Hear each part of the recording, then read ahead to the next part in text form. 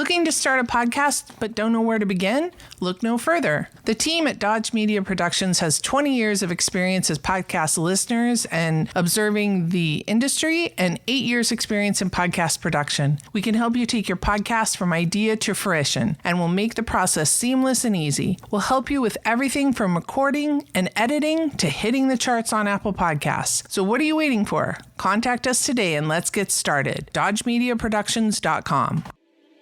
You're listening to Dodge Movie Podcast. Your hosts are Christy and Mike Dodge, the founders of Dodge Media Productions. We produce films and podcasts, so this is a podcast about films. Join them as they share their passion for filmmaking.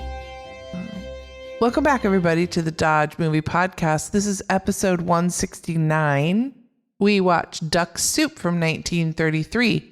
This was directed by Leo McCrary, who also did the 1957 Affair to Remember, and 1944 Going My Way, and 1939 Love Affair.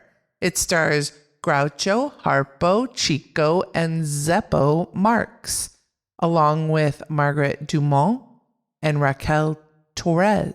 The DP was Henry Sharp, and the writer of this film was Bert Kalmer, Harry Ruby, and Arthur Sheikman.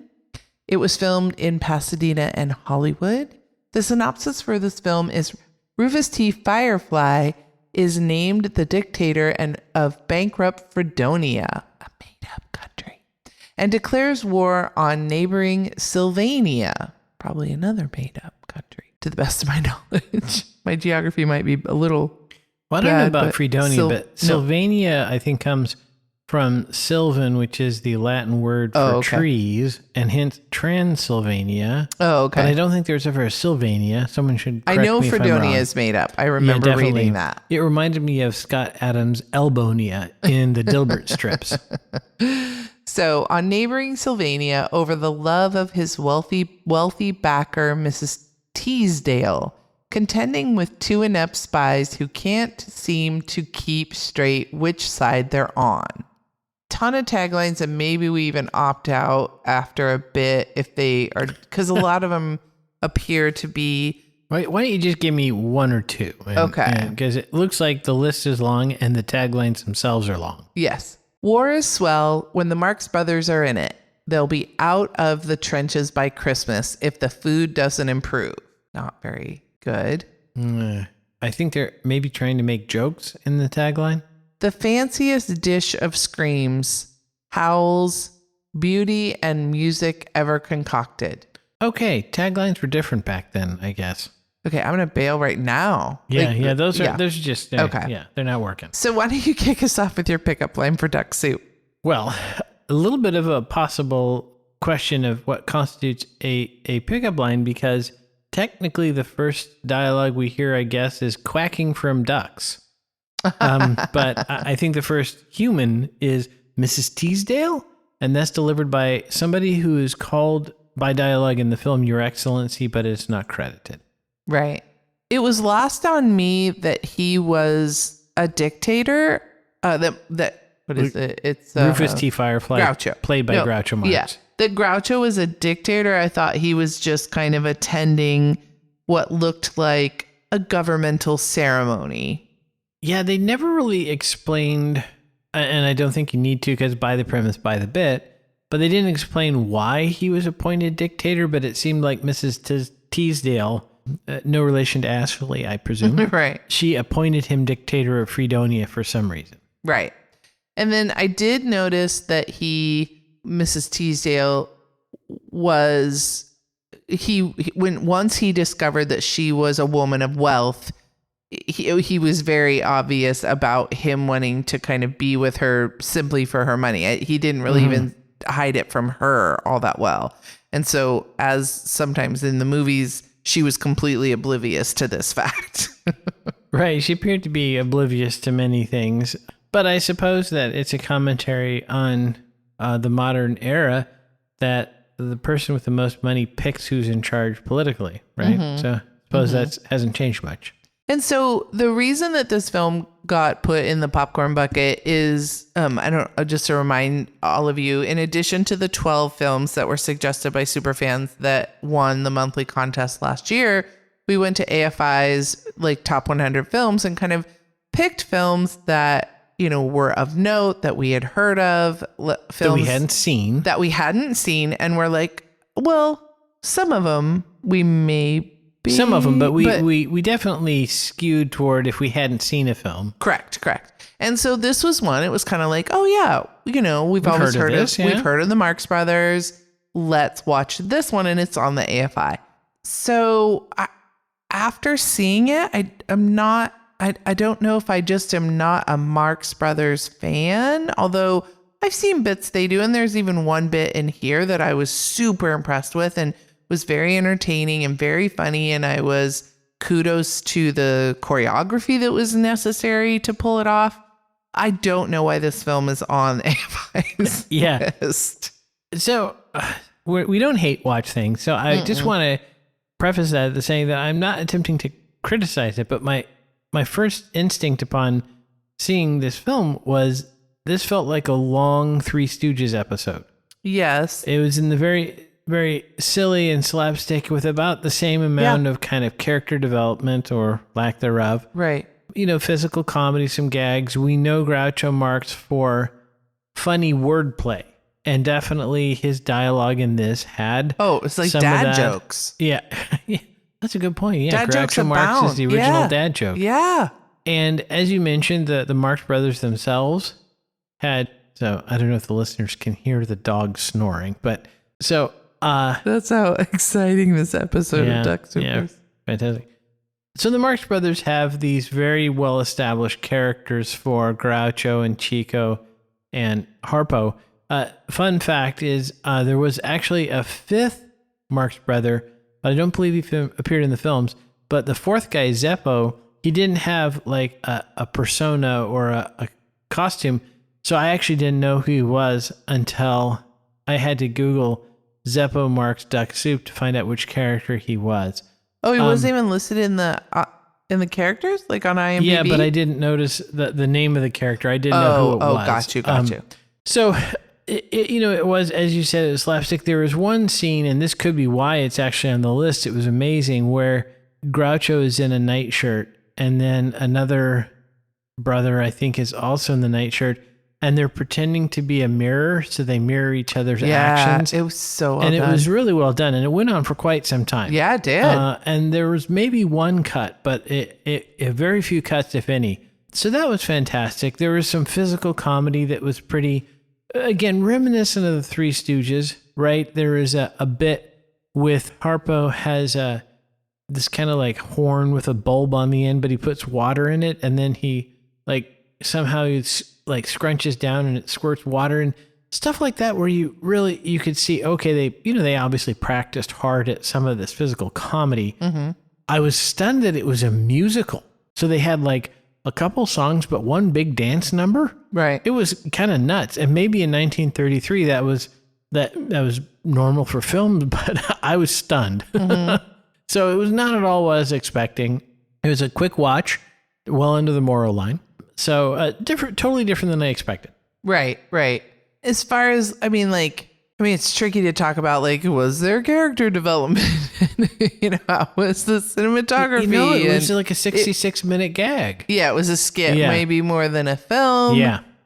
So it's difficult to kind of judge it on some of our other criteria that we normally do. And as far as like being beloved, like you said, I think for us, I'll just speak for me personally. Like, I remember watching, I think it was like Saturday after cartoons. I'm trying to think when I would have watched the Three Stooges. And I loved the Three Stooges for what they were. It was just silly. It was physical comedy, which I think appealed to me as a kid. I didn't even, except for the mirror gag, there really wasn't, you definitely think of the Stooges like, the classic ladder bit, right? Where, he turns and he whacks his brother with the ladder. Or there was just, the Stooges were very much built on physical comedy, and I didn't see as much. I felt like in this, it was much more like you were talking about, the wordplay. Mm-hmm. Like just the the joking and the different things. There was one, I wish I could remember it. There was one time that Groucho was talking to Mrs. Teasdale, and it was a gag, and I remember chuckling out loud.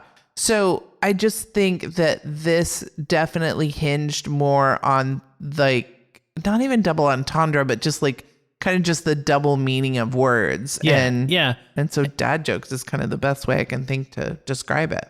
I think I have a t-shirt about dad jokes that is based on that very premise. But I was thinking in preparation for the episode that I don't know that this would be as funny if it was dubbed into another language, because so much of the humor is based on wordplay. And that just, I don't think generally doesn't carry over to the next language because the words, are different. So, but there's, I couldn't tell if Groucho's character was supposed to be a little racy. There is one line in particular. He says, "I can see you right now in the kitchen bending over a hot stove, but I can't see the stove." Right. So I didn't know if he was making a joke that her butt was big, fat joke, yeah, or that he couldn't help but stare at her butt. So yeah, it was just, I think it showed the difference in sensibilities of the era, that we don't make films that are just kind of silly to be fun and silly and diverting. And if we think 1933, that's 4 years after the depression or the stock market crash, right? So they would have still been in the height of the depression. So maybe it was like, okay, we're just going to have something fun. And I thought perhaps the idea behind this was somewhat, it's longer than one of the serials, but like the serials, to just keep producing content, because there's some shots where two people are talking and one person is cut off on the side of the frame. It felt like they had one take of everything. And it was just like, okay, we got to keep moving, right? We're going to shoot 66 minutes. We'll do it over 2 days in Pasadena. Let's go, go, go. And so obviously that's a slightly different film than Citizen Kane. So I don't want it to seem like I'm being critical of this film. I think for what it was intended to be and what it was fine. Yeah. And of the time, I think we always have to remember kind of like, I think it was good for you to reference what was going on in history at the time. Right. And as an example, if the AFI list contains Dumb and Dumber, people in 90 years will look at this and say, what were movies like then? This is, so it's kind of, but that being said, for a modern viewer, which our audience all are, it's very different than most films, right? That we talk about on the podcast. I was looking through my notes and I wrote, they had a hostage negotiator and a police expert on set to consult with. And I realized that was for last week's movie that I was going to tell you when we were talking about Inside Man, that some of the things we had issues with, when I watched it behind the scenes, and when I saw that they had that, I was like, wait a second. So anyway, for those of you who listened to last week's episode of Inside Man, there you go. Right. And they may have had a police officer on set for this too. We don't know. We don't know.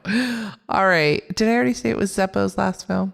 You did not, but I think, if the IMDb trivia is to be believed, he went on to found a multi-million-dollar engineering firm.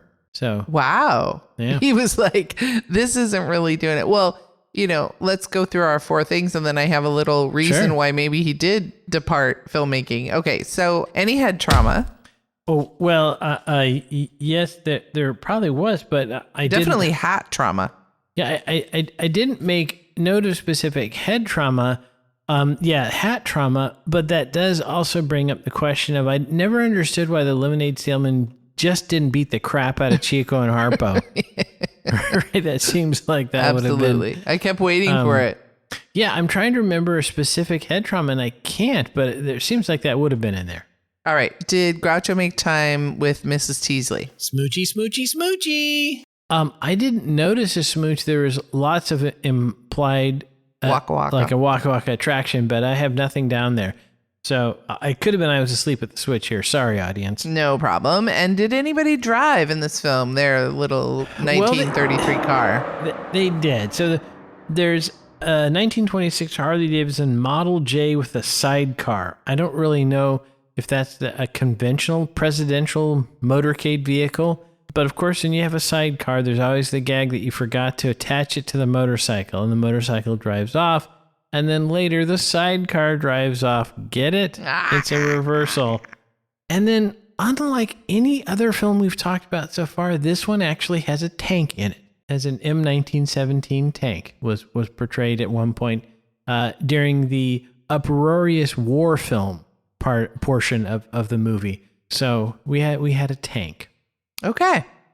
Shall we go to the numbers? Let's go to the numbers. Okay, before I get into specific numbers, I'm going to read a paragraph that I got from the trivia or possibly from the wiki article that might explain some of not only what we've been talking about, but Zeppo's departure from Hollywood, as I said. Okay. Duck Soup was a financial disappointment, though it was not an outright box office failure, as is sometimes reported. The film opened to mixed reviews, although this by itself did not end the group's association with Paramount. This was the fifth picture that they had done with Paramount. Bitter contract disputes, including a threat by the Marxes to leave and found their own production company, soured their negotiations with the studio just as Duck Soup went into production. After the film fulfilled their 5-picture obligation to Paramount, the Marxes and the studio agreed to part ways. So things did not go well. Oh, I have no specific numbers because this film is so old. But I can tell you that it got a 7.7 out of 10 on IMDb. Critics apparently love this at 91%, and they say audiences do too, additionally at 91%. And I guess I just do not agree with those audiences. Yeah. I was a little distracted when we were watching this, but I still was keeping an eye out. And honestly, except for that mirror scene, there just wasn't a whole lot in this film for me. I agree. I like dad jokes. And there was definitely some funny lines for Groucho, but all told, I was a little confused as to why it was rated as well as it was. Again, fine for what it was, but not super outstanding to me. Mm-hmm. So maybe it's because Zeppo was phoning it in. It is just over an hour 9 minutes. It was long before the Hays Code and obviously our letter MPAA. Yeah, the MPAA. So it gets an approved. It was listed as a comedy musical. And like I said, it was a Paramount Pictures film. It won 2 awards and got 2 nominations. In 1990, it had to wait for its 2 wins. In 1990, it got the National Film Preservation Board's award. And in 2011, it got the Online Film and TV's Association Award. So it kind of, I guess, had to wait a while to get its accolades. So maybe if we wait another, I don't know what, 60, 70 years, I will like this film. But I guess now I can say I've seen a Marx Brothers film, which I don't think I could have said before. Yeah, I think I had seen their work before when I was a Ute, and they showed it on television, probably like a Sunday afternoon matinee kind of thing. Right. But I didn't really remember it very well. And after watching this film, I can kind of see why that would be, because I don't think a 12-year-old me would have really responded to this film at all. Right. All right, let's see what we're going to watch next week. Maltese Falcon. All right, everybody, have a wonderful weekend, and never forget, Dodges never stop, and neither do the movies. Thanks for listening to Dodge Movie Podcast with Christy and Mike Dodge of Dodge Media Productions. To find out more about this podcast and what we do, go to dodgemediaproductions.com. Subscribe, share, leave a comment, and tell us what we should watch next. Dodges never stop, and neither do the movies.